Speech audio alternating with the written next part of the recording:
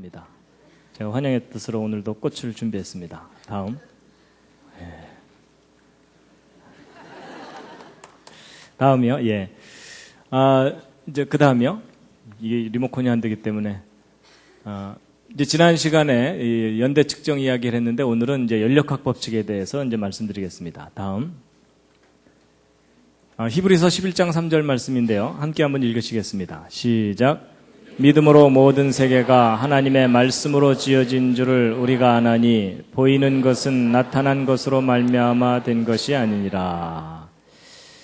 좀 알 듯 모를 듯한 말씀입니다. 보이는 것은 나타난 것으로 말미암아 된 것이 아니니라 라는 좀 이해하기 어려운 말씀인데요. 다음이요.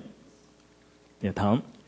오늘은 이제 그 우주의 법칙과 성경, 이제 과학의 법칙과 성경에 대해서 말씀드릴 텐데 특별히 연력학 법칙에 대해서 말씀드리려고 합니다.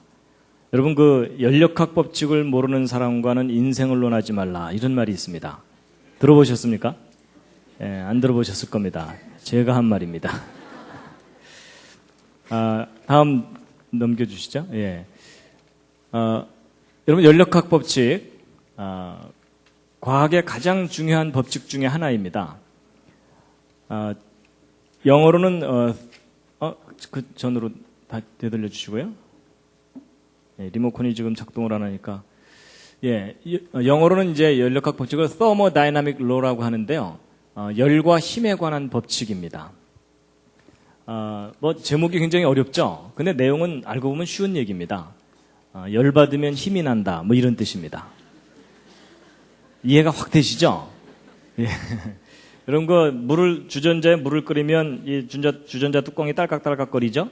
이게 뭐냐면 이제 열을 받으니까 증기의 그 힘으로 이제 뚜껑을 밀어 올리기 때문에 이제 그렇게 되는 겁니다. 그래서 바로 그 열과 힘과의 관계를 연구하다가 여기 무슨 법칙이 있구나 라고 이제 알게 된 건데 발견되기를 연력학이라는 학문 분야에서 먼저 발견돼서 그렇지 이제 물리 분야에서 거의 전 우주적으로 적용되는 법칙입니다.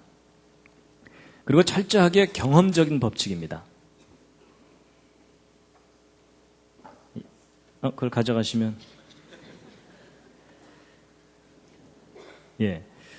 철저하게 경험적인 법칙인데요. 다음 한번 넘겨주시죠. 제가 이제 지난번에 그 전반기 때 봄에 말씀드릴 때 과학에 대해서 얘기하면서 법칙과 이론의 차이를 설명드린 적이 있었습니다. 둘 중에 어느 쪽이 확실한 거라 그랬죠? 법칙입니다. 법칙은 증명이 된 것을 법칙이라고 하기 때문에 법칙은 확실한 것이고 이론은 다시 관찰할 수 없고 또는 다시 관찰할 수 있다 하더라도 예외들이 자꾸 생기기 때문에 이제 이론이라고 합니다. 그래서 과학자들이 법칙을 발견하고 난 다음에도 그 법칙에 반대되는 증거들이 생길 때 그 법칙을 버립니다. 그런데 이제 이 연력학 법칙은 발견된 이후로 지금까지 반대되는 증거가 없는 과학의 가장 근본적인 법칙입니다. 한번 눌러주시고요. 그래서 이 법칙과 이론을 제가 설명드리면서 마치 올림픽에서 금메달과 은메달의 차이처럼 과학의 법칙은 금메달이고 이론은 은메달이다 이런 말씀을 드렸듯이 하여튼 법칙은 우리가 지금 현재까지는 믿어야 되는 이제 그런 것입니다. 다음이요. 그래서 이제 연력학 법칙에 대해서 먼저 좀 소개를 해드릴 텐데요. 이 연력학 법칙은 무엇에 관한 법칙이냐 하면 에너지에 관한 법칙입니다.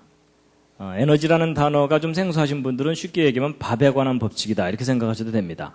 우리가 밥을 먹는 이유가 활동하기 위한 에너지를 얻기 위한 것이거든요. 그래서 이제 그 에너지에 관한 법칙인데 이 연력학 법칙은 여러 개가 발견이 됐는데 1법칙, 2법칙, 3법칙 이렇게 발견됐는데 이렇게 발견하다 보니까 1법칙보다도 더 기본적인 법칙이 나중에 발견돼 갖고 할 수 없이 그것을 0법칙 이렇게 해놨습니다. 다음. 그래서 이제 0법칙부터 3법칙까지 이렇게 쭉 있는데 그중에 오늘 1법칙과 2법칙을 이제 주로 설명을 드릴 겁니다. 다음이요. 여러분 그 밥을 먹을 때 양이 중요합니까? 질이 중요합니까? 어느 쪽을 더 중요하게 생각하십니까? 둘 다 중요합니다. 그렇죠? 예.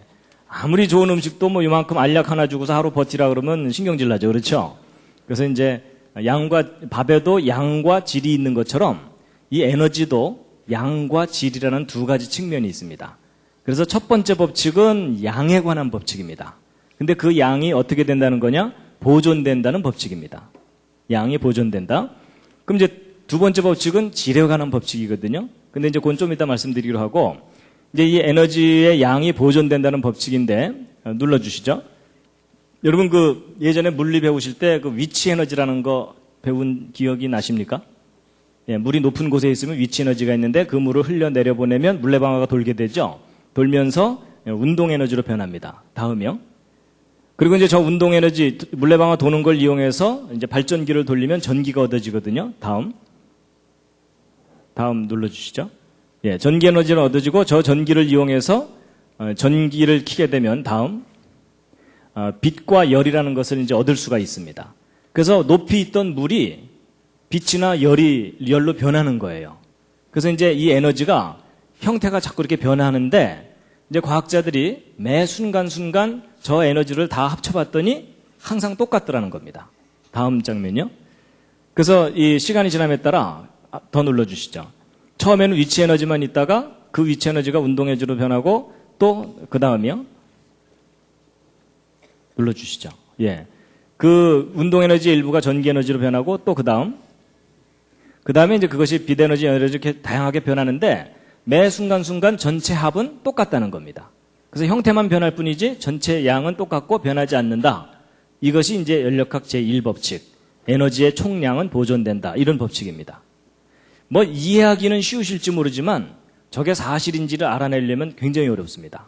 정확하게 측정을 해야 되니까. 근데 이제 할 일 없는 과학자들이 다 측정을 합니다. 그래서 해봤더니 똑같더라는 겁니다. 그래서 이제 이게 에너지 보존의 법칙의 첫 번째 법칙인데, 이런 거 보존의 법칙, 이러니까 예전에 배운 것 중에 뭐 떠오르는 거 있지 않으십니까? 질량 보존의 법칙. 기억나시죠? 예, 다음이요. 여러분, 질량 보존의 법칙. 여러분, 질량 보존의 법칙은 뭐죠, 내용이? 어떤 반응이 일어나기 전하고 일어난 후하고 질량이 똑같다죠? 그렇죠? 그래서 이제 질량 보존의 법칙인데, 근데 여러분 혹시 질량 보존의 법칙이 깨졌다는 거 아십니까? 옆에 있는 분한테 한번 물어보시죠. 깨졌대요?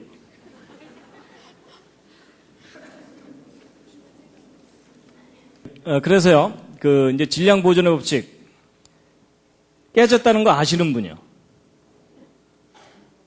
예, 몇 분 계시는군요. 예. 여러분 그 법칙이 깨진다는 말은 예외가 있다는 말이거든요. 근데 질량 보존의 법칙이 적용되지 않는 실제 예가 발견됐습니다.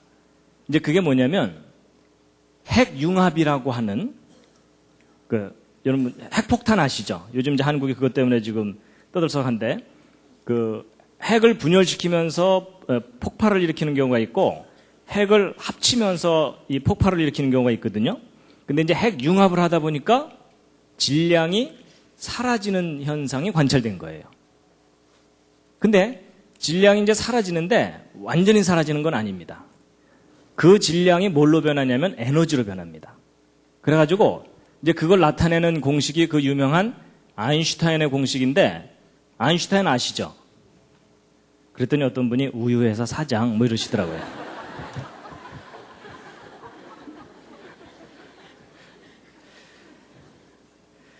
이게 그 유명한 그 아인슈타인의 공식인데요. 여러분 이 아인슈타인의 공식이 뭐냐면 에너지는 질량에다가 이게 C가 비타민 C가 아니라 그 빛의 속도입니다. 그래서 질량에다가 빛의 속도의 제곱을 곱한 것과 같다. 뭐 이런 뜻이거든요. 근데 이제 저게 예, 알겠습니다.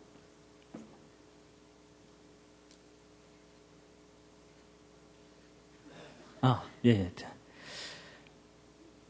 근데 이제 요게 이제 무슨 뜻이냐면 질량이 사라지면 거기에다가 빛의 속도의 제곱을 곱한 만큼의 에너지가 생기는 건데, 여러분 이 빛의 속도는 1초에 지구를 7바퀴 반 돌 정도 큰 값입니다. 그러니까 약간의 질량만 사라져도 엄청난 에너지가 나온다, 그 뜻입니다. 그래서 여러분 예를 들어 이 리모컨만큼의 질량이 사라지잖아요. 그러면 이 일대에 대폭발이 일어날 정도의 엄청난 에너지가 나옵니다. 그래서 제 몸이 하나 사라지면요, 제 몸 전체가 완전히 에너지로 변해버리면 이 분당 일대가 그냥 폭발돼서 날아갈 정도의 큰 에너지가 나옵니다. 그래서 여러분, 아무리 화가 나도 너 꺼져버려 이러시면 안 됩니다. 진짜 그 사람이 꺼져버려서 에너지로 확 변해버리면 너도 죽고 나도 죽고 다 죽는 겁니다. 그래가지고 바로 이런 그 약간의 질량만 없어져도 엄청난 에너지가 나오는 걸 이용해서 핵 융합을 이용해서 이제 그 수소폭탄이라는 걸 만드는데, 이론은 되지만 실제적으로 그걸 컨트롤하는 게 어렵기 때문에 그 수소폭탄은 아직 실용화가 제대로 되고 있지 않은 그런 상황입니다. 근데 이제 보세요. 이것이 우리에게 굉장히 중요한 걸 알려줍니다. 특히 창조에 관해서 중요한 걸 알려주는데, 여러분, 지금 현재 우리가 보고 있는 이 모든 것들은 물질이거든요. 그렇죠? 근데 성경에 의하면 우리가 눈으로 보는 이 모든 물질들이 물질이 아닌 것으로부터 창조됐다 그러잖아요. 그렇죠? 근데 사람들은 그걸 잘 이해를 못하는 게 왜 그러냐면, 여러분, 이것도 제가 이렇게 손으로 만지고 있는 이것도 상당히 딱딱합니다. 그렇죠?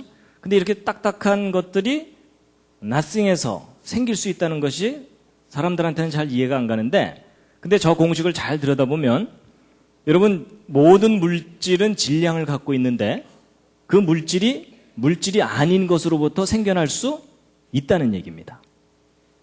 그렇죠? 여러분, 에너지라는 것은 눈에 보이지도 않고 만져지지도 않는 건데, 그러니까 사실은 형태가 없는 거예요. 그런데 형태가 없는 것으로부터 형태가 있는 어떤 물질이 생겨날 수 있다는 것을 말하기 때문에 창조가 가능하다는 겁니다. 과학적인 원리로. 그래서 이제 결국 과학자들이 이제 뭘 알게 됐냐면요. 이 질량이라는 것도 하나의 그 에너지구나라는 걸 알게 돼가지고 결국 질량 보존의 법칙보다도 더 넓은 의미로 에너지 보존의 법칙이라는 것을 이야기하게 된 겁니다. 그래서 예전에 여러분들이 알고 계시던 질량 보존의 법칙을 포함하는 더 큰 개념이 에너지 보존의 법칙입니다. 그래서 이제 제1법칙에 대해서 이제 말씀을 드렸고요. 자, 그 다음에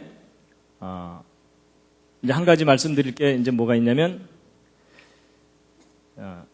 에너지에서 이제 뭐 어떤 물질이 생기는 것까지는 말씀드렸지만, 사실 성경에 나오는 그 태초에 하나님이 천지를 창조하시니라는 그 창조는 nothing에서 something이 만들어지는 창조입니다. 근데 여러분, 우리가 보는 이 모든 물질들이 nothing에서부터 생길 수 있다는 것이 이제 사람들한테 잘 이해가 안 가고, 이건 과학적으로 말이 안 된다 이렇게 생각을 하는데, 근데 여러분, 이 물질 세계의 본질을 알고 나면 nothing에서 something이 생길 수 있다는 걸 이해를 하실 수가 있습니다. 자, 이제 무슨 얘기냐면요. 여러분, 제가 보이십니까? 제 마음 말고 제 몸이 보이세요? 여러분들이 지금 저를 본다고 생각하시지만 여러분들이 저의 실체를 보고 있지 못하십니다. 이게 무슨 궤변이냐? 궤변이 아니고요. 제가 과학적인 사실을 말씀드리는 건데요. 여러분, 우리가 이렇게 단단한 이런 돌이나 이런 쇳덩어리들이 nothing에서부터 생길 수 없다고 생각하는데, 물질 세계의 기본 구조를 알고 나면 이해를 할 수가 있습니다. 여러분, 모든 물질은 원자로 되어 있다는 거 아시죠? 그렇죠? 근데 이제 이 원자의 구조가 어떤지를 과학자들이 알고 나서 깜짝 놀랐습니다. 이 우주가 사실은 텅 빈 거라는 걸 알게 된 거예요. 무슨 말이냐면요. 여러분, 이 원자는 그 중심에 핵이라는 게 있고 그 주변을 전자가 돈다는 거 기본적으로 아시죠? 뭐 모르셔도 괜찮습니다. 오늘 알려드릴게요. 그런데 이제 우리는 보통 그 원자가 이렇게 있으면은 그 속이 대부분은 꽉 차 있을 거라고 생각을 하거든요. 근데 아닙니다. 여러분, 이 원자 내에서 이 핵과 전자의 상대적인 크기와 거리를 비유적으로 말씀드린다면 어떤 상태냐면, 이 핵을 농구공만 하다고 생각하면 이 전자는 콩알보다도 작습니다. 그 크기가. 그런데 문제는 이 전자가 농구공 바로 옆에서 이렇게 돌고 있는 게 아니고 어느 정도 거리를 떨어져서 돌고 있는 셈이냐면, 대략 한 2km쯤 떨어져서 돌고 있는 겁니다. 2km쯤. 그러면 이 핵으로부터 이 전자까지 이 중간은 뭐냐면 텅 빈 공간입니다. 허공. 근데 저런 구조를 가진 원자들로 여러분과 제 몸이 이루어져 있습니다. 그럼 여러분 2km짜리를 꽉 압축을 하면 이 중간이 다 사라지면서 이 전자가 요 핵에 딱 들러붙겠죠? 그럼 2km짜리 공이 농구공만해질 정도로 압축이 된다는 뜻입니다. 그러니까 제가 이렇게 폼을 잡고 이렇게 서 있지만 제 속에 들어있는 이 절대 공간인 이 허공을 다 빼내고 이 핵하고 전자만 모아서 저를 압축하면 제가 얼마나질 것 같습니까? 2km짜리가 요만해지는 거니까 제가 2m도 채 안 되니까 1mm도 안 될 만큼 조그매지는 겁니다. 그러니까 제 몸을 이루고 있는 물질만 모으면 그 정도밖에 안 된다는 뜻입니다. 근데 그게 지금 뻥튀기가 돼갖고 제가 여러분 앞에 이렇게 서 있는 겁니다. 그러면 이제 이 핵은 그럼 꽉 차 있느냐? 아닙니다. 이 핵을 조사해 봤더니 그 속에 중성자와 양성자들이 뭉쳐 있는 건데 이 중성자와 양성자를 뺀 나머지 대부분은 또 텅 빈 허공입니다. 그나마 이 중성자와 양성자가 속이 꽉 차 있느냐 하면 그렇지도 않고 그 속에 쿼크나 소립자로 이루어져 있는데 여러분 이 핵도 이 핵 내부에 있는 공간을 허공을 다 빼내고 이 소립자나 쿼크 이런 것들만 딱 모아놓잖아요. 그러면 티끌 하나만 해집니다. 그래가지고 이 핵 자체도 거의 부피가 제로기 때문에 예를 들어 이 지구 있죠. 저 지구를 이루고 있는 원자 속에 있는 허공을 다 빼내고 이 지구를 이루고 있는 전자하고 소립자만 딱 뭉치면 얼마나지냐면 이 지구는 티끌보다도 작아집니다.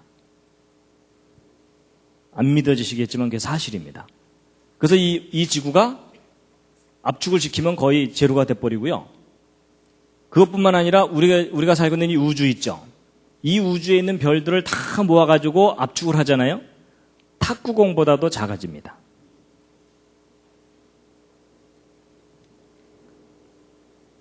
여러분 옆에 있는 분 한번 살짝 만져보시죠. 만져지시나요?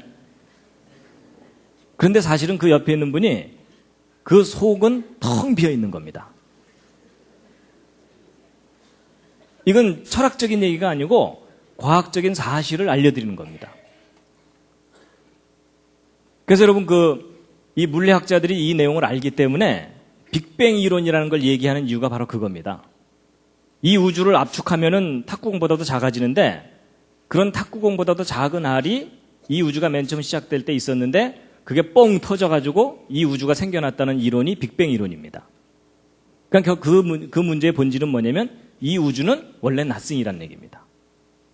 그나마 이 전자나 소립자도 그 내부 구조가 꽉 차 있는지 비어 있는지 모릅니다, 아직.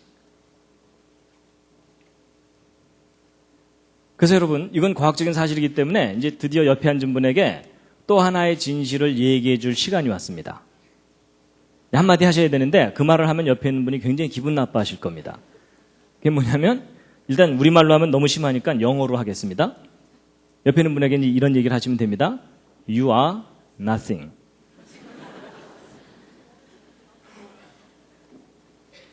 실제로요. 이걸 우리말로 하면 어떻게 됩니까? 당신은 아무것도 아니야. 이 얘기입니다. 그래서 여러분 우리가 사실은 이렇게 폼 잡고 이렇게 있지만요.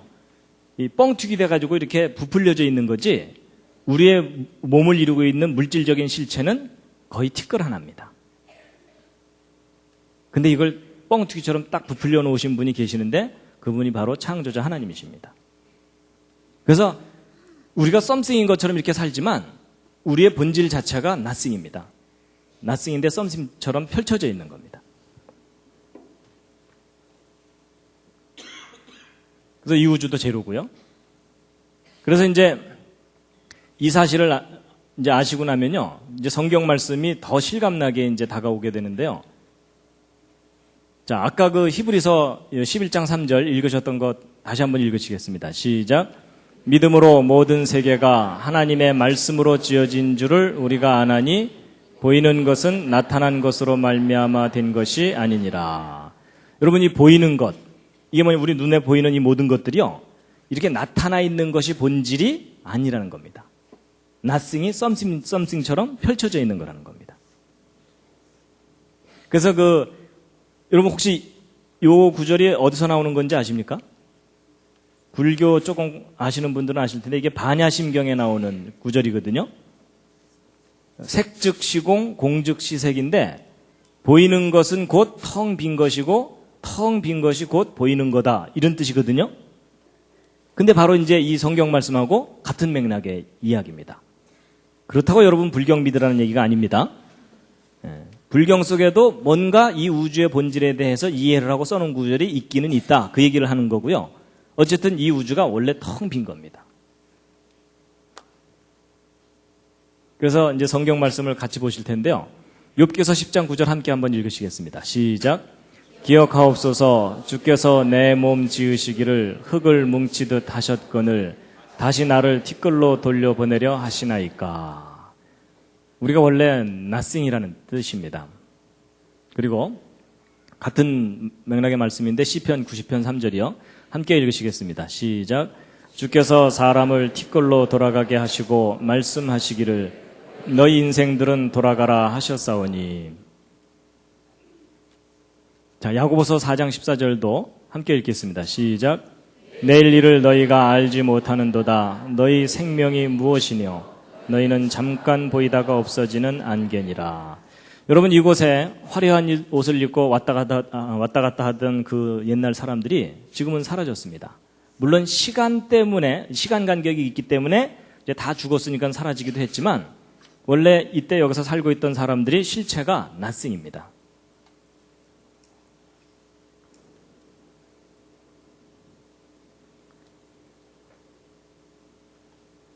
사람 정도가 아니고요. 이사야서 40장 15절 읽으시겠습니다. 시작. 보라 그에게는 열방은 통에 한 방울 물 같고 저울에 적은 티끌 같으며 섬들은 떠오르는 먼지 같으니. 여러분 이 세상 모든 만물이 그냥 하나의 티끌이라는 겁니다. 근데 이게 과학적으로 옳은 표현입니다. 자, 히브리서 1장 3절 말씀인데요. 함께 한번 읽으시겠습니다. 시작. 이는 하나님의 영광의 광채시요 그 본체의 형상이시라. 그의 능력의 말씀으로 만물을 붙드시며. 여러분 여기 보세요. 그의 능력의 말씀으로 만물을 붙드신다 이렇게 되어 있는데요. 여러분 손바닥 한번 이렇게 쳐보시겠어요? 손뼉을 한번 쳐보시겠습니까? 손뼉을 치면은 손뼉이 쳐지죠? 그렇죠? 여러분 손뼉 딱 쳤는데 그 두 손이 투명인간처럼 서로 확 통과하거나 이런 일은 없죠?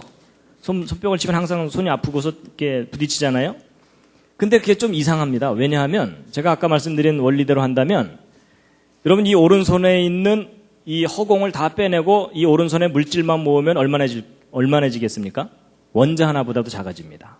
이 왼손도 마찬가지고요. 그렇죠? 그럼 여러분 두 개의 원자를 허공에 던졌을 때 부딪힐 확률 거의 제로입니다. 이게 뭐하고 똑같으냐면요.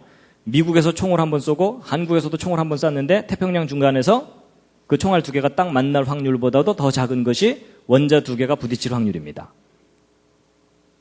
그럼 사실 우리가 이게 손뼉을 딱 칠 때 이게 부딪히기보다는 서로 통과를 해버려야 됩니다. 근데 우리는 항상 손뼉을 치면 손이 부딪히죠. 그 이유가 뭐냐면 그게 물질과 물질이 부딪히는 게 아닙니다.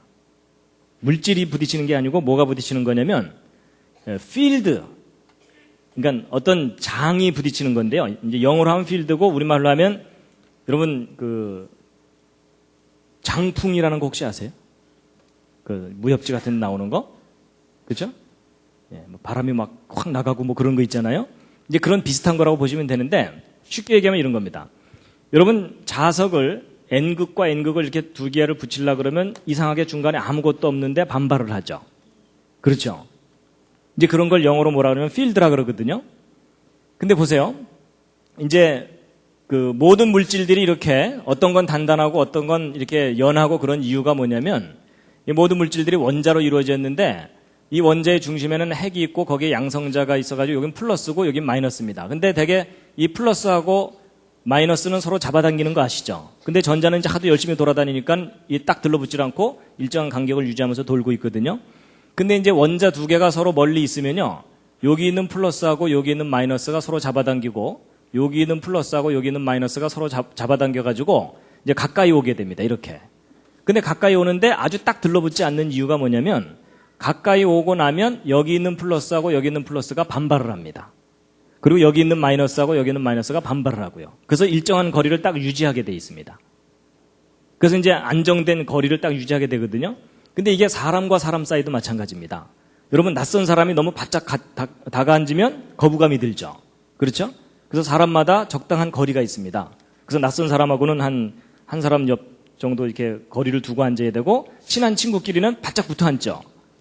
그래서 이게 사람이 안정감을 얻는 거리가 있는 것처럼 원자들도 이렇게 안정감을 얻는 거리들이 있어가지고 이제 그런 그 거리만큼 균형을 이루면서 이렇게 이제 물질들이 들러붙게 되는데, 근데 이 물질들마다 그 들러붙는 양상이 서로 이렇게 다 다릅니다. 그래가지고 요 아래에 있는 요 경우는 단단한 물질을 의미합니다. 한번 이제 여기 예를 들어 이렇게 내려오면은 여기서 움직이기가 힘들죠. 그렇죠? 그래서 요건 단단한 물질이고 요건 이렇게 내려와 있으면 여기는 약간 움직이기가 쉬우니까 요건 연한 물질입니다. 그래서 물질마다 이 특성이 다 다른 거거든요. 그래가지고서 이제 이렇게 단단하고 연한 것들이 있는데 결국 이게 뭐냐면 이제 필드가 작용을 하기 때문입니다. 이 자석처럼. 그래가지고 여러분 고철 같은 거 처리하는 이 수집장 같은 데 가면 전기로 자석을 만들어가지고 고철들을 옮기는 걸 하는 경우가 있습니다. 그래가지고 이제 포크레인 비슷한 거가 있어가지고서 여기에 그 전기를 딱 가하면은 자석이 돼가지고 이 고철 더미 위에다 올려놓으면 막 고철들이 막 달라붙습니다. 이제 달라붙은 걸 가지고 이렇게 옮겨다가 전기를 딱 풀어버리면은 그냥 우수수 떨어져 버리죠. 그래서 이제 물질들마다 저런 이 필드가 작용할 때만 서로 달라붙고 그렇게 되게 돼 있거든요. 그래서 우리가 손뼉을 딱 칠 때 서로 부딪히는 것은 물질들이 부딪히는 게 아니라 자석의 N극과 N극이 서로 반발하는 것 같은 그런 필드가 반발을 하는 겁니다. 근데 만약에 저 필드를 스위치를 딱 꺼버리면 어떻게 되냐면 이 오른손과 왼손이 서로를 인식을 못하기 때문에 통과해버립니다. 그래서 이제 이게 무슨 말이냐면 하나님께서 모든 물질들이 이런 플러스와 마이너스가 서로 작용을 해가지고 들러붙을 존재할 수 있도록 원리를 두신 거거든요. 근데 이제 하나님께서 어느 날 없던 일로 하자 하고서 저 필드의 스위치를 딱 꺼버리면 어떻게 되겠습니까? 이 우주가 그냥 사라져 버립니다. 그러니까 하나님께서 이 우주를 창조하셨다는 말이 뭐냐면 저런 원리와 법칙을 어느 날 딱 두셨기 때문에 모든 물질들이 존재하는 겁니다. 근데 어느 날 하나님께서 스위치를 딱 꺼버리면 이 모든 물질이 그냥 안개처럼 사라져 버립니다. 그래서 하나님께서 창조하셨다는 말은 모든 물질이 존재할 수 있는 이런 원리와 법칙을 두셨다는 그런 의미입니다. 그래서 이제 히브리서 1장 3절에 그의 능력의 말씀으로 만물을 붙드신다라는 말이 하나님께서 모든 물질이 존재할 수 있도록 원리와 법칙을 정해두셨기 때문에 존재한다는 뜻입니다.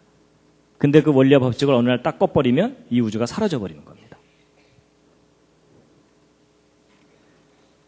그래서 이사야서 40장을 보면은 함께 읽으시겠습니다. 시작. 그 앞에는 모든 열방이 아무것도 아니라 그는 그들을 없는 것 같이 빈 것 같이 여기시느니라.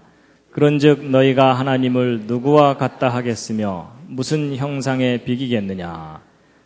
여러분 하나님께서는 모든 것들을 없는 것처럼 빈 것처럼 여기신다고 되어 있는데 여기시는 게 아니라 사실은 모든 게 텅 빈 겁니다. 이 우주에 있는 모든 물질들이. 로마서 4장에 있는 말씀인데 함께 읽으시겠습니다. 시작. 그의 믿은 바 하나님은 죽은 자를 살리시며 없는 것을 있는 것 같이 부르시는 이시니라. 여러분 없는 것을 있는 것처럼 부르면 존재한다는 거거든요. 제가 예전에 예수님의 기적 중에 오병이어의 기적, 떡 5개와 물고기 2마리로 10,000명 이상이나 되는 사람들을 배불리 먹였다 그랬죠. 근데 보통 사람들은 떡 5개 물고기 2마리 해봤자 요만큼이고 그 다음에 10,000명 이상 먹을 음식은 아마 이 가득 놔야 될 정도로 많잖아요. 근데 요만한 음식이 어떻게 이 방 가득 만큼으로 변할 수 있느냐? 그걸 사람들이 잘 이해를 못 하거든요. 근데 여러분, 아까 제가 말씀드린 그 원리를 이해하시면 이게 이해가 됩니다. 여러분, 이 방 가득 있는 음식을 압축해봤자 얼마나 다고요? 거의 제로예요. 그렇죠? 그리고 떡 5개, 물고기 2마리를 압축해봤자 그것도 역시 제로죠? 그러니까 창조하신 하나님은 아무것도 없는 것으로부터 뭔가 썸씽을 만들어내실 수 있다는 얘기입니다.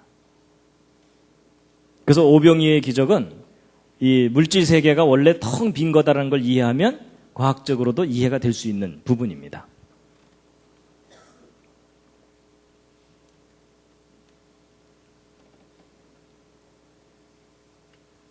이사야서 40장 26절에 있는 말씀인데요. 함께 읽으시겠습니다. 시작. 너희는 눈을 높이 들어 누가 이 모든 것을 창조했나 보라. 여러분, 지금 우리가 보고 있는 이런 물이나 흙이나 나무나 이 구름이나 이 무지개나 이 모든 것들이 우리가 썸씽이라고 생각하지만 저것들이 본질적으로 낫승입니다. 근데 하나님께서 어떤 원리와 법칙을 두셔서 우리 앞에 저렇게 쫙 펼쳐놓으신 겁니다. 근데 하나님께서 어느 날 없던 일로 하자 하고 탁 스위치를 꺼버리시면 이 우주가 그냥 사라져버립니다. 그래서 성경에 보면은 하늘이 두루마리처럼 말리고 체질이 불에 풀어지듯이 풀어진다는 말이 하나님께서 정하신 원리와 법칙을 없애버리시면은 이 우주가 그냥 통째로 사라질 수 있다는 얘기입니다.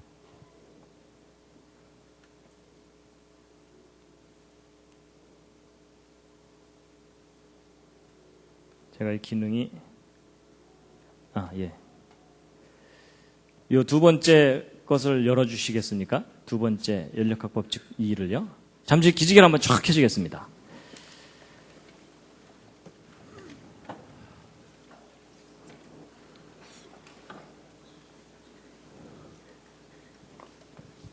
자, 이 리모컨이 고장이 나는 바람에 스텝이 엉켜가지고 지금까지는 좀 별로 재미없으셨죠? 네, 잠시. 자, 이번에는 이 연력학 제2법칙을 이제 말씀드릴 텐데요. 로마서 7장 24절 25절 말씀인데 함께 읽으시겠습니다. 시작. 오호라 나는 곤고한 사람이로다. 이 사망의 몸에서 누가 나를 건져내랴. 우리 주 예수 그리스도로 말미암아 하나님께 감사하리로다. 그런즉 내 자신이 마음으로는 하나님의 법을 육신으로는 죄의 법을 섬기노라. 이제 연력학 제2법칙을 말씀드릴 텐데요. 이제 1법칙보다 더 중요한 것이 이제 2법칙입니다. 연력학 제2법칙은 모든 만물이 어느 한쪽 방향으로 흐른다는 겁니다. 그래서 물은 항상 위에서 아래로 떨어지죠. 그리고 사람은 태어나면 항상 늙게 되죠. 물론 얘가 좀 더 늙어 보이기도 하지만. 그래서 여러분, 내 청춘 돌리도라는 말이 무슨 말이냐면 그게 이제 돌아갈 수가 없기 때문에 그냥 한탄을 하는 건데, 여러분, 모든 만물이 한쪽 방향으로 갑니다. 그래서 이제 이 우주에는 어떤 방향성이 있다라는 것을 나타내는 것이 연력학 제2법칙입니다. 그래서 그것을 보통 이제 시간의 화살이라고 합니다. 이제 화살은 한번 활에서 떨어져 나가면은 한쪽 방향으로만 가잖아요. 그렇죠? 이제 그런 겁니다. 연력학 제2법칙은 아까 첫 번째 법칙은 양에 관한 법칙인데 두 번째 법칙은 품질에 관한 법칙입니다. 근데 이 품질이 점점 나빠진다는 법칙입니다. 그래서요, 여러분, 잔잔한 물에다가 돌멩이를 던지면 이 파동이 일잖아요, 이렇게. 그러다가 시간 지나면 이 파동이 점점 줄어들게 되죠. 그래서 결국은 다시 잔잔해지는 거잖아요. 그래서 높낮이가 처음에 있다가 그게 점점 이렇게 줄어들게 되는 것을 나타내는 것이 이제 연력학 제2법칙인데, 높낮이가 클 때는 물레방아를 아주 힘차게 돌릴 수가 있습니다. 근데 높낮이가 낮아지면은 물레방아를 힘차게 못 돌리죠. 그래서 뭔가 처음에는 의욕적으로 시작했다가 그 의욕이 점점 사라져가는 그런 걸 나타내는 법칙이 연력학 제2법칙입니다. 그래서 커피도요, 뜨거운 거 갖다 놓고서 한참 시간 지나다 보면 식어버리죠. 이런 미지근한 거 갖다 놨는데 한참 일하다 보니까 옆에서 펄펄 끓더라. 이런 일은 절대 안 일어납니다. 그래서 우리가 늘 경험하는 현상들을 과학자들이 법칙으로 정리해 놓은 것인데요. 그래서 이제 연력학 제2법칙은 고급 에너지가 저급 에너지로 변해간다. 이런 걸 나타내는 건데, 이제 이 연력학 제2법칙을 다양한 학문 분야에서 다양하게 표현을 하는데, 고전연력학. 이 고전연력학은 뭐냐면, 맨 처음에 증기기관차 만들어냈던 사람들이 이제 연구해서 알게 된 건데, 에너지는 항상 소모된다는 겁니다. 그래서, 아까 이 물이 높은 곳에 있을 때 위치 에너지가 있다고 그랬죠? 근데 이 물을 여기 흘려보내고 나면은 더 이상 이 물레방아를 돌릴 수가 없게 됐죠. 위치가 낮아지면서. 그래서 이 위치 에너지가 예를 들어 처음에 1000만큼 있었는데 이걸 흘려내려보내면 위치 에너지가 제로가 되기 때문에 에너지가 소모가 됩니다. 근데 이제 이렇게 얘기하면 어떤 분들은 소모가 되긴 뭐가 소모되냐? 이거 다시 퍼올리면 1000을 얻을 수 있지 않느냐? 이런 생각이 드시죠? 근데 여러분 세상에 공짜가 어디 있어요? 이거 퍼올리려면 에너지가 또 들죠. 근데 과학자들이 이거 퍼올릴 때 얼마나 에너지가 드는가를 측정을 해보았더니 항상 1000보다 큰 에너지가 들어요. 그러니까 1000을 얻자고 1000보다 더 큰 걸 소모해야 되죠. 그럼 결국 전체적으로 손해예요, 이익이에요? 전체적으로 손해입니다. 근데 항상 이런 일이 일어난다는 게 법칙입니다. 그러니까 우리가 에너지를 사용하면 사용할수록 점점 소모된다. 이게 법칙입니다. 그럼 여러분 에너지가 다 소모되고 나면 모든 것들이 정지해버리죠? 그럼 이 우주가 죽게 된다는 뜻입니다. 그래서 이걸 연장해서 생각하면 결국은 이 우주는 언젠가는 죽는다라는 걸 나타내는 법칙이 연력학 제2법칙입니다. 그래서 여러분 사람도 마찬가지입니다. 여러분 사람이 열심히 먹고 난 다음에 가끔 힘주죠. 그렇죠? 근데 여러분 사람이 물레방아하고 똑같아요. 우리가 먹는 이 음식은 고급 에너지입니다. 근데 이 뒤로 내보내는 것은 저급 에너지죠. 그렇죠? 그래갖고 바로 요것과 요것의 차이를 이용해가지고 사람들이 이렇게 활동하면서 사는 겁니다. 물레방아하고 원리가 똑같죠. 그렇죠? 그 다음에 이제, 여러분 이 자전거 중에, 옛날 어른들은 아실 텐데, 발전기 달린 자전거 아시죠? 그래서 밤에 이제 어두워지면은 이 발전기를 바퀴 쪽에다 딱 붙여놓으면은 뱅뱅뱅 돌아가면서 전기를 이렇게 내게 됩니다. 근데 이 맹구가 이걸 가만히 보더니 기가 막힌 아이디어를 생각해냈어요. 뭐냐면 이 전기를 이용해서 불을 켤 게 아니고 이 전기를 이용해서 이 뒤에다가 모터를 돌리면 모터가 돌아가면 뒷바퀴 돌아갈 거고 뒷바퀴 돌아가면 앞바퀴 돌아갈 거고 앞바퀴 돌아가면 전기가 생길 거고 이 전기로 다시 뒷바퀴 돌리면 한 번 싹 페달만 한번 밟아주면 저절로 부산까지 가겠죠? 근데 이런 일이 실제로 일어날까요? 안 일어날까요? 안 일어납니다. 왜냐하면 여기서 열심히 페달 밟아도 전기를 100% 생산해내지 못하고 이 전기가 모터를 100% 돌리질 못해요. 그러니까 한 번 돌아오고 나면 에너지가 줄줄줄 다 새버려요. 그러니까 그 다음에 또 우리가 또 페달을 밟아야 되거든요. 그래서 에너지가 자꾸 소모가 되기 때문에 우리가 계속 힘들게 에너지를 투입하면서 살아야 되는 그런 원리가 작용하는 게 이제 연력학 제2법칙입니다. 그래서요, 이 연력학 제2법칙을 나타내는 것이 이제 뭐냐면 항상 이 새 것이 낡은 것으로 변해가는 것을 나타내는 겁니다. 이게 연력학 제2법칙인데요. 여러분, 집을 만들어 놓고 나면 이 집이 점점 낡아져 가지고서 무너지지 이런 벽돌들이 저절로 이렇게 막 질서 있게 세워지지 않잖아요. 그래서 이런 벽돌들이 이렇게 질서 있게 세워지려면 지혜와 능력으로 에너지를 투입해야만 이렇게 질서가 생깁니다. 그래서 화산이 폭발해가지고 저절로 집이 안 생기는 이유는 질서가 무질서로는 가지만 무질서가 질서로는 자동적으로 안 갑니다. 그래서 이제 우리가 이런 법칙 하에 살고 있기 때문에 항상 질서가 무질서로 이제 가는 것을 겪고 있기 때문에 우리가 끊임없이 청소해야 되고 이런 겁니다. 여러분 한 달 동안 머리를 안 감았는데 늘 감은 듯한 머리더라. 이런 일은 절대 안 일어납니다. 여러분 맛있게 먹고 나면은 꼭 설거지 해야 되죠. 그렇죠? 그래서 우리가 활동하면 활동할수록 무질서가 주변에 늘어나게 돼 있거든요. 여러분 처음 들어올 때는 정돈이 잘 돼 있다가 여러분 가고 나면 막 쓰레기도 남고 뭐 이러잖아요. 그게 질서가 무질서로 자연스럽게 간다는 법칙입니다. 그래서 특히 이 어린 아이들은 이 무질서를 만드는 데 선수입니다. 근데 사람이 성숙하게 되면 자기가 에너지를 투입해서라도 질서를 세웁니다. 그래서 교회도 마찬가지입니다. 다른 사람을 배려하는 그런 마음이 없는 성숙하지 않은 사람들이 교회에 많이 모이면 교회가 많이 어지러워집니다. 근데 남을 배려할 줄 아는 성숙한 사람이 있으면 교회에 질서가 생기거든요. 그래서 사람은요, 가만히 내버려두면 타락하게 돼 있습니다. 맞죠? 그게 연력학 제2법칙입니다. 그리고 여러분, 강의 듣고서 나가면서 곧바로 잊어먹으시죠? 그것도 연력학 제2법칙에 해당됩니다. 그렇죠? 예, 그런 겁니다. 그리고 보통 이제 이 예배 딱 참석했을 때는 오늘은 끝까지 들어보자 이러지만 조금 시간이 지나면 혼수 상태로 접어들죠? 뭐 작심삼일 이런 모든 내용들이 바로 연력학 법칙에 해당됩니다. 그래서 맨 처음 완전했던 상태에서 점점 불완전한 상태로 자연스럽게 내려간다는 것이 연력학 제2법칙입니다. 그래서요, 이 연력학 제2법칙에 관련해서 이제 그 한 가지 설명드릴 게 뭐냐면요. 여러분 금 좋아하시죠? 금. 근데 이제 이 금을 보시면, 보통 금은방에 가서 순금을 사면 보증서를 써주는데 거기에 몇 %라고 보통 돼 있던가요?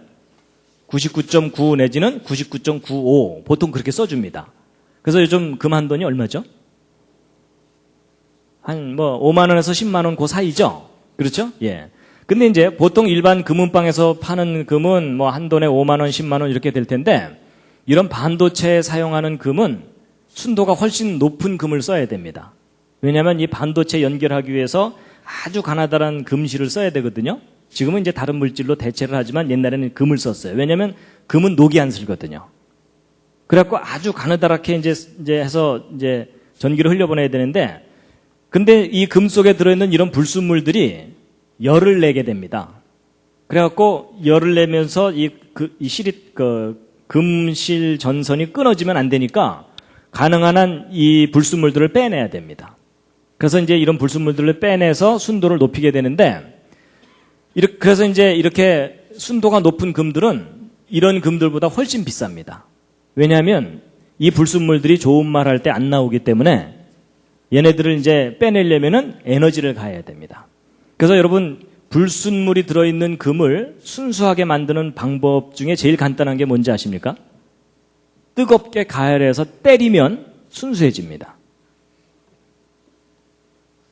그게 이제 원리가 왜 그러냐면요. 뜨겁게 가열을 하면 금은 녹이 안 슬거든요. 근데 불순물들은 녹이 슬어요. 근데 그 불순물들이 되게 녹이 슬면 딱딱해집니다. 딱딱해지면 막 때리게 되면은 딱딱한 게 비스켓처럼 떨어져 나갑니다.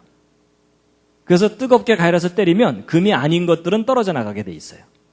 그러면서 점점 순수해집니다. 근데 여러분 이게 뭐하고 비슷하지 않습니까? 아이들 키울 때 아이들이 집안에만 있다가 바깥에 내보내면은 자꾸 친구들한테 뭐 나쁜 말 배워줘 뭐 하여튼 나쁜 짓 많이 배우잖아요. 그렇죠? 그럴 땐 어떻게 해야 됩니까? 때려야 됩니다. 때리면 어떻게 되나요? 순수해집니다. 이해가 되시죠? 근데 여러분 그 원리가 물질 세계에서도 똑같아요. 그래서 하나님이 창조하신 물질 세계의 원리와 우리 마음의 세계의 원리가 비슷합니다. 그래서 여러분 성경을 보면은 아이를 매질을 참아 못하는 자는 자식을 사랑하지 않는 거다라는 말이 나오거든요. 그 말이 진리입니다. 구타라는 얘기가 아닙니다. 뭔가 아이에게 잘못된 생각이 들어갈 때는요. 때려서라도 그것을 쫓아내줘야 된다는 겁니다. 그런데 이제 보세요. 여러분 순도가 낮은 금을 순도가 높은 금으로 만들려면 가열해야 되죠. 때려야 되죠. 그게 다 에너지고 그게 다 돈이잖아요. 그렇죠? 그러니까 순도를 높이려면은 항상 비싸집니다. 이 금이. 근데 이제 보통 이 구자가 뒤에 더 많이 붙을수록 더 순수해지는 거거든요. 근데 보통 이 구자를 한두 개 붙일 때마다 값은 몇십 %씩 뛰어요. 금값이. 그럼 여러분 생각해 보세요. 100%짜리 금을 만들려면 이 구자가 무한대로 생겨야 되죠. 그렇죠? 그렇다면 결국 주먹만한 금덩어리 하나를 100% 순수하게 만들 수 있을까요? 없을까요? 이게 불가능합니다. 우주에 있는 에너지를 다 쏟아부어도 금덩어리 하나를 100% 순수하게 만들지 못한다는 게 과학의 원리거든요. 쉽게 얘기하면 이 우주는 스스로 순수해질 수 없다는 의미입니다. 그래가지고 여러분 이 금에 불순물이 들어갈수록 질서가 무너지게 돼 있거든요. 그래가지고 우리는요 보통 이제 무슨 생각을 하냐면 이제 불순물이 들어간다는 얘기는 순수하지 못하다는 뜻이기 때문에 쉽게 얘기하면 이걸 타락 곡선이라고 생각하시면 불순물이 조금만 들어가도 금방 타락합니다. 그래서 이제 상당히 사람들이 점점 타락하게 되게 돼 있는데 보통 사람들이 조금 타락한 상태에서 정신 차리면 좀 착하게 살 수가 있습니다.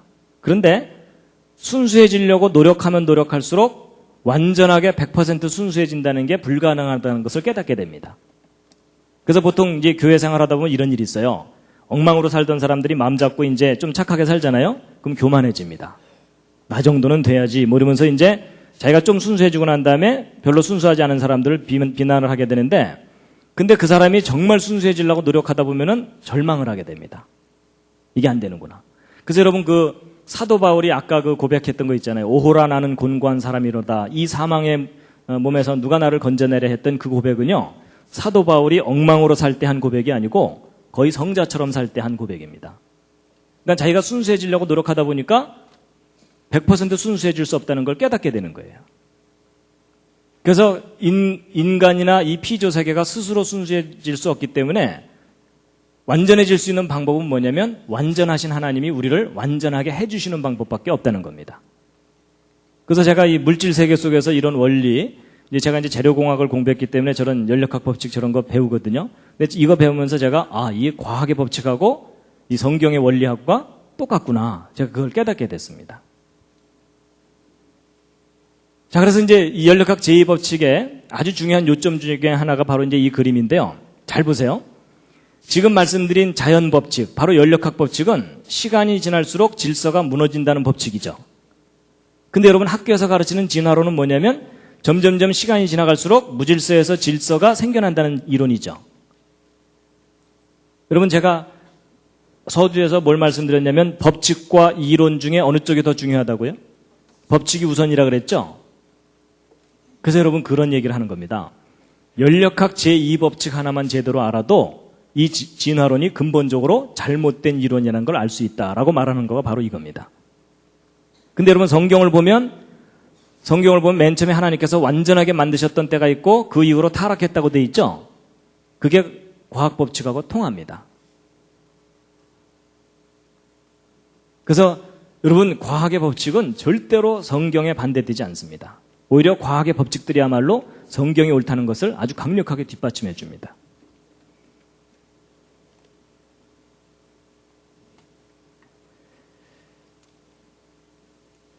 그래서 이제 히브리서 1장을 보시면요. 함께 읽으시겠습니다. 시작. 또 주여 태초에 주께서 땅에 기초를 두셨으며 하늘도 주의 손으로 지으신 바라. 그것들은 멸망할 것이나 오직 주는 영존할 것이요 그것들은 다 옷과 같이 낡아지리니 의복처럼 갈아입을 것이요 그것들이 옷과 같이 변할 것이나 주는 여전하여 연대가 다함이 없으리라 하였으나. 여러분 다 옷과 같이 낡아진다는 말이 과학적인 표현으로 할 때 연력학 제2법칙입니다.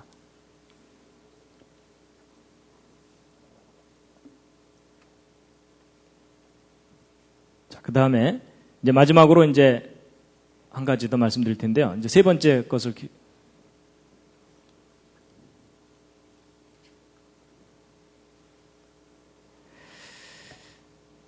자, 기지개 한번 살짝 더 켜시죠.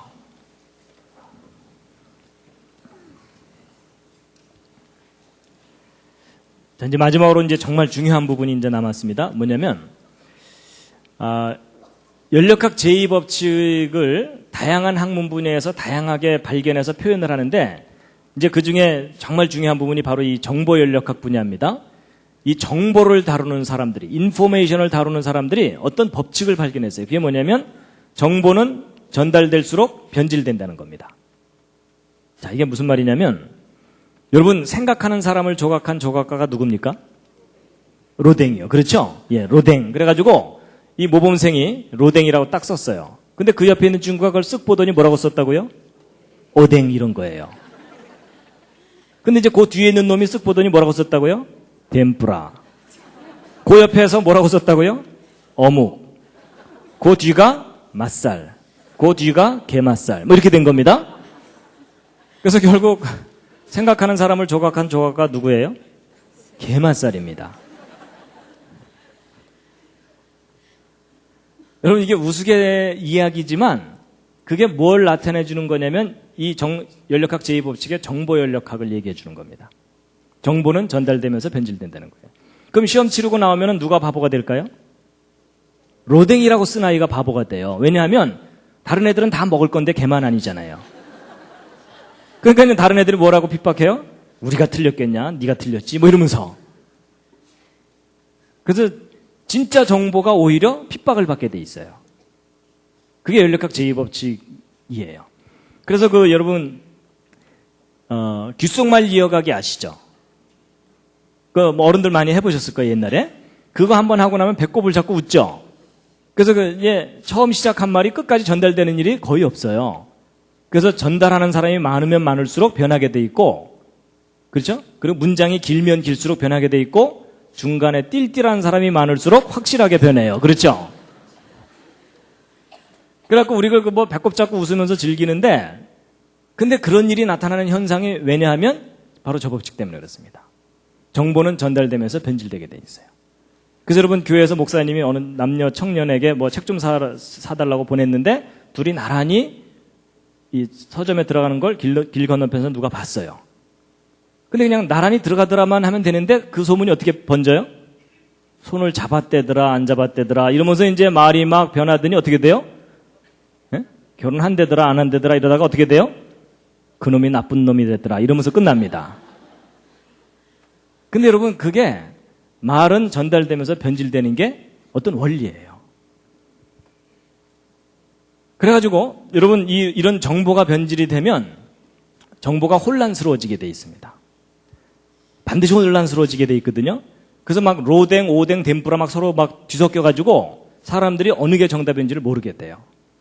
근데 이런 현상이 당연히 나타나게 되는데 그래가지고 그렇게 되게 되면 이 정보연력학적인 원리에 의하면은 초기 정보를 잃어버리게 돼요.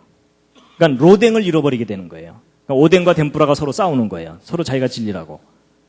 그래서 여러분 오늘날 현대인들이 특히 창세기에 나오는 천지창조, 에덴동산 이야기, 노아의 홍수 이야기, 바벨탑 사건 이야기들에 대해서 그걸 사실이라고 믿는 사람 거의 없죠. 근데 여러분 그걸 이상하다고 생각하시면 안 됩니다.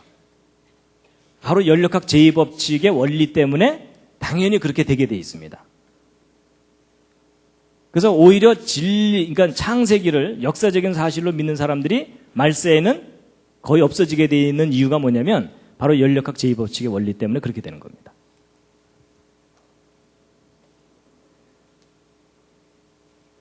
그 다음에 이제 이 연력학 제2법칙이 작동을 하게 되면 개념의 혼란이 증가하는데요. 예를 들어 사랑이요. 여러분 사랑이라는 게 얼마나 가치 있는 단어입니까? 그렇죠? 근데 그 사랑이라는 단어에 대한 이해가 사람마다 다 달라요. 그렇죠? 그러는 바람에 사랑한다니까 이러면서 서로 싸운다고요. 그렇죠?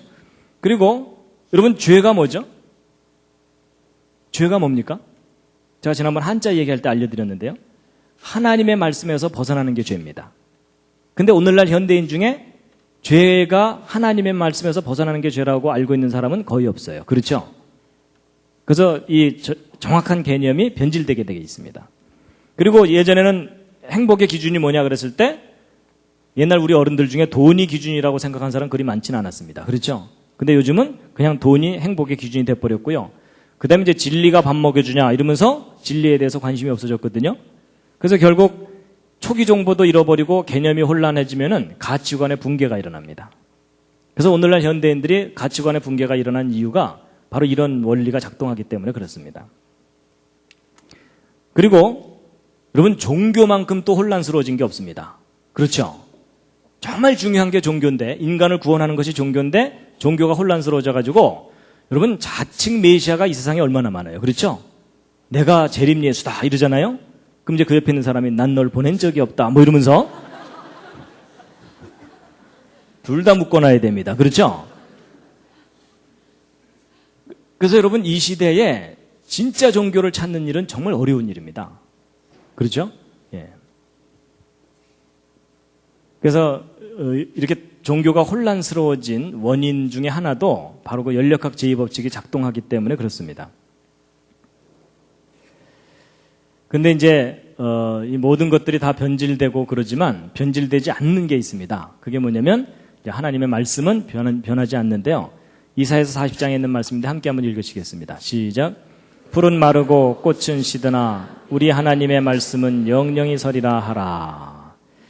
자, 이제 마지막으로 이제 뭘 말씀드리고 마칠 거냐면요.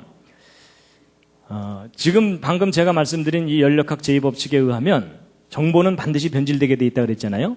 그럼 생각해 보세요. 여러분과 제가 가지고 있는 이 성경은 원본이 아닙니다. 맞죠? 원본이 아니고 이건 우리가 가진 성경은 번역본이에요. 그러니까 원본이 있을 거고 그 원본을 곧바로 번역한 게 아니라 여러분 지금 모세가 받았던 십계명이라든지 모세 오경의 그 원본들은 지금 없어요. 맞죠? 구약 성경의 원본이 하나도 남아있는 게 없습니다. 그래서 그 원본을 필사를 했어요. 옮겨 적었어요. 근데 여러분들도 옮겨 적어 보시면 알지만 옮겨 적을 때마다 글자 틀리죠. 그렇죠? 더군다나 이 책이 뭐 한두 장짜리 책이 아니라 이렇게 두꺼운 책을 옮겨 적는다면 반드시 틀리는 글자들이 생길 수밖에 없겠죠. 아까 그 연력학 제2법칙에 의해서. 맞죠? 그렇다면 이제 우리가 어떤 의심이 드는 거냐면 도대체 이 책이 원본과 똑같다고 누가 보장할 수 있느냐 하는 거예요. 그렇죠? 원본이 남아있으면 원본과 대조해보면 틀린 데를 알 수 있겠는데 그나마 원본도 없어요. 그래서 여러분 이 성경이 오랫동안 심각한 도전을 받았습니다. 어떻게 이것을 정확하게 믿을 수 있느냐는 거예요. 그러니까 예를 들어 예수 그리스도를 믿어야만 구원을 얻는다 하고 여러분과 제가 그렇게 알고 있잖아요. 근데 만약에 성경 원본에 예수 그리스도를 믿어도 구원을 받는다 이렇게 만약에 돼 있다면 우리가 그동안 얼마나 그것 때문에 치고받고 싸우고 서로 죽이고 그랬어요. 그렇죠? 근데 성경 원본이 없기 때문에 성경이 정말 정확한 기록인지 확신할 수가 없었던 거예요. 그래서 오랫동안 성경이 그런 도전을 받아왔었는데 여러분 안심하시기 바랍니다. 우리가 가진 성경 정말 믿을 만한 책인데요. 이제 원본이 없는 상태에서 도대체 우리가 가지고 있는 이 사본들이 믿을 만한 거냐라는 것을 검증하는 과학적인 방법이 있는데요. 이제 그걸 고서검증법이라고 합니다. 우리가 가지고 있는 사본이 얼마나 원본과 똑같은지 이제 검증을 하는 건데 몇 가지 기준이 있습니다. 그게 뭐냐면 사본들 간의 오차가 적을수록 믿을만하고 사본들의 숫자가 많을수록 믿을만하고 원본과의 연대차가 적은 사본일수록 믿을만하다라는 어떤 객관적인 기준들을 가지고 이제 성경의 사본들을 이제 조사를 한 건데 사본 간의 오차가 적을수록 믿을만하다는 건 무슨 말이냐면 똑같은 내용에 대한 사본들이 여러 개가 있는데 그들 사이에 오차가 적을수록 이 사본들은 믿을만한 거죠.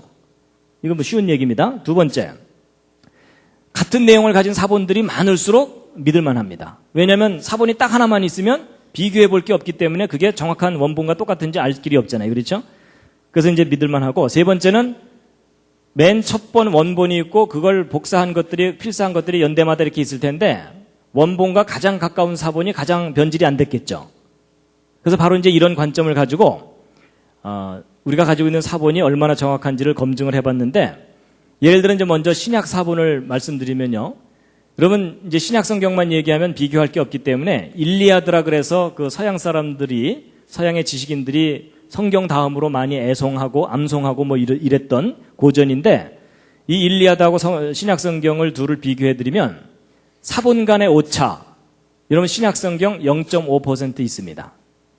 여러분 성경에 오차가 없다는 오류가 없다는 것은 원본에 오류가 없다는 얘기지 사본들 사이에는 오류가 있습니다. 그러니까 0.5%라고 하면은 200분의 1이에요.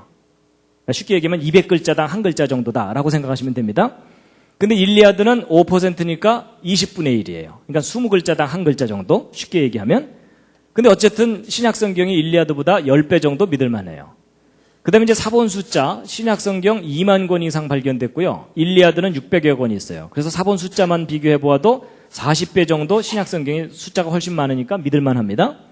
그다음에 이제 최초의 사본하고 원본과의 연대 차이. 그러니까 지금 현재로 따지면 가장 오래된 사본하고 원본하고의 연대 차이인데 적게는 25년, 많게는 80년 정도 차이죠. 그러니까 평균 한 50년 정도의 차이가 나는 오래된 사본을 가지고 있어요. 신약 성경에 대해서.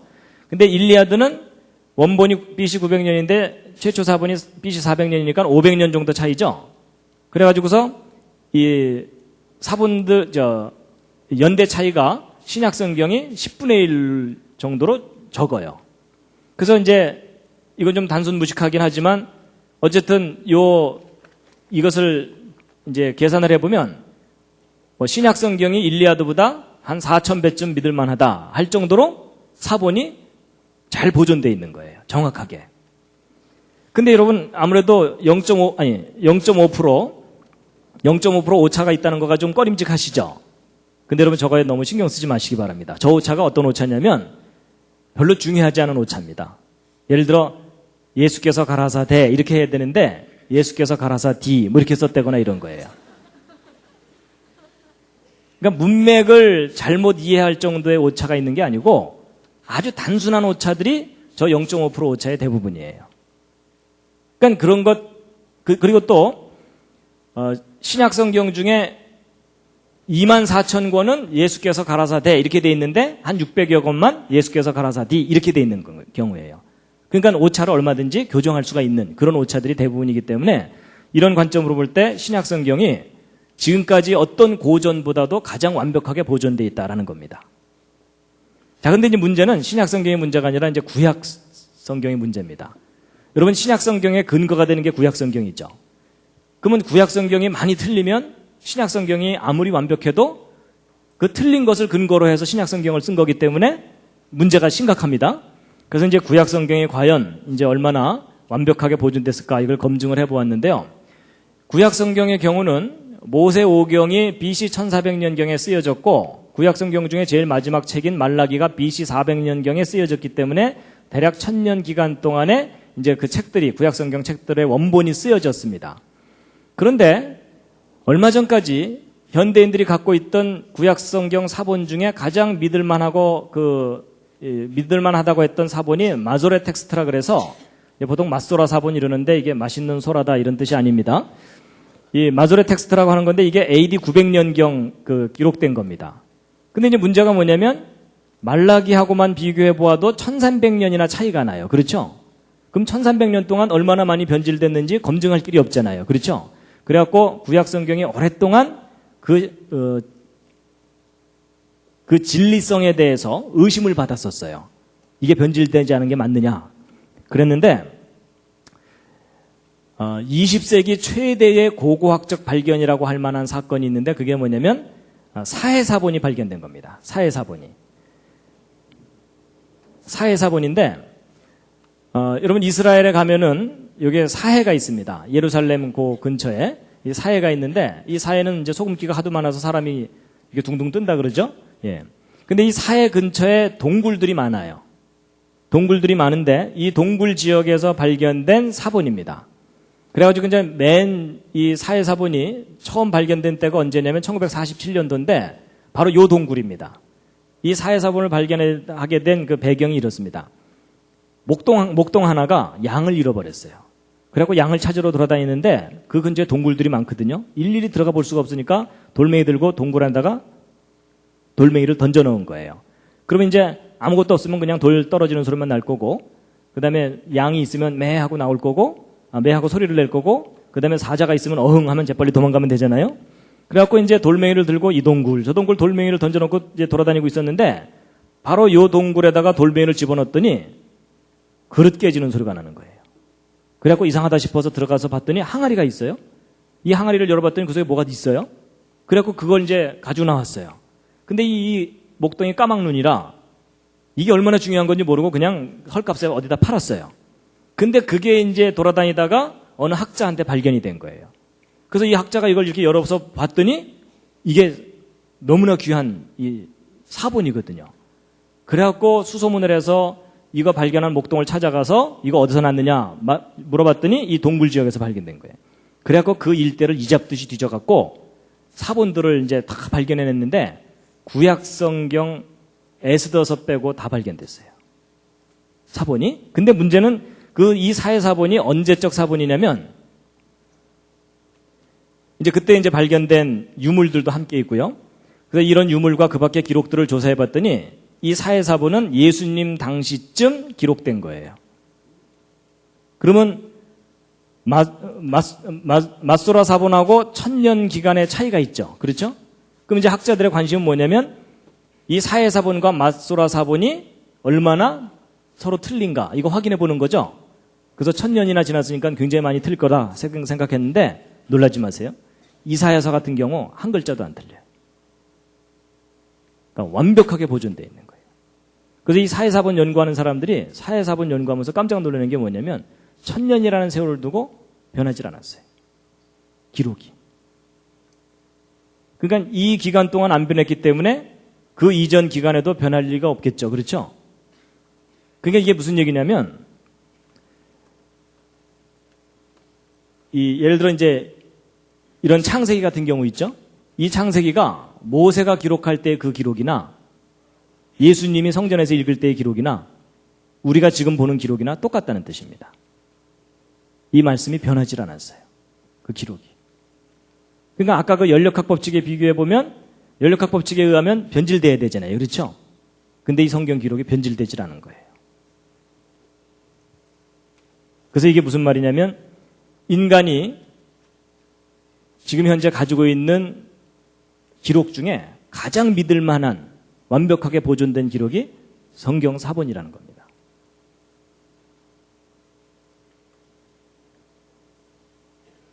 그래서 이사야 40장 말씀 다시 한번 읽겠습니다. 시작. 풀은 마르고 꽃은 시드나 우리 하나님의 말씀은 영영이 서리라 하라.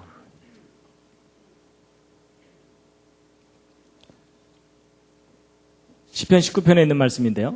함께 읽으시겠습니다. 시작. 여호와의 율법은 완전하여 영혼을 소성케 하고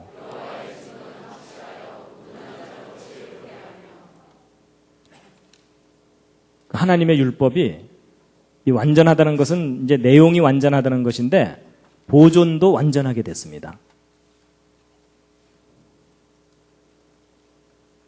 그래서 이 사해사본의 발견은 금세기 최대의 고고학적 발견이라고 할 만한 아주 중요한 발견이었습니다. 성경이 믿을 만한 기록이다. 변질되지 않았다라는 것을 우리에게 확증해 주는 그런 발견이었습니다.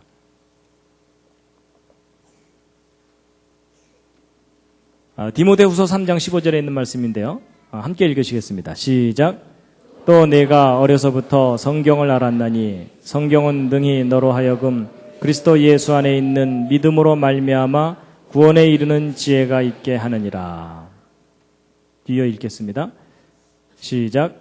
모든 성경은 하나님의 감동으로 된 것으로 교훈과 책망과 바르게 함과 의로 교육하기에 유익하니 이는 하나님의 사람으로 온전케 하며 모든 선한 일을 행하기에 온전케 하려 함이니라.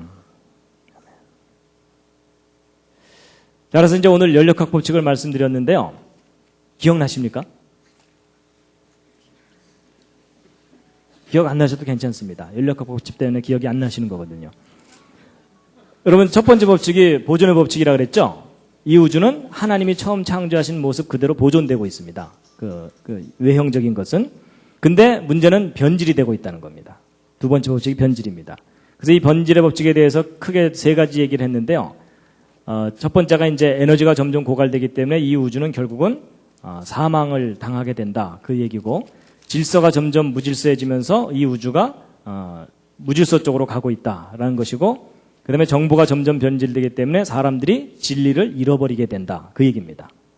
근데 여러분 저런 법칙이 작용하고 있는 이 우주 가운데에서 여러분과 제가 성경의 진리라는 것을 깨닫고 그걸 믿고 살아간다는 건 거의 기적입니다. 그래서 제가 이 연력학 법칙을 이해하고 나서는 내가 성경을 진리라고 믿고 산다는 게 이게 기적이구나 라는 것을 알게 됐고 그것에 대해서 감사하고 있습니다.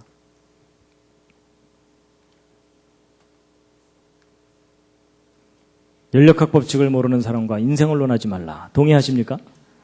예, 여러분 이거 이해를 하시면 창조의 원리가 이해가 되고요. 이 우주가 어느 방향으로 가고 있는지도 이해가 되거든요. 그렇습니다. 그렇다고 집에 또 어른한테 가서 연력학 법칙 아세요? 뭐 이러지는 마세요.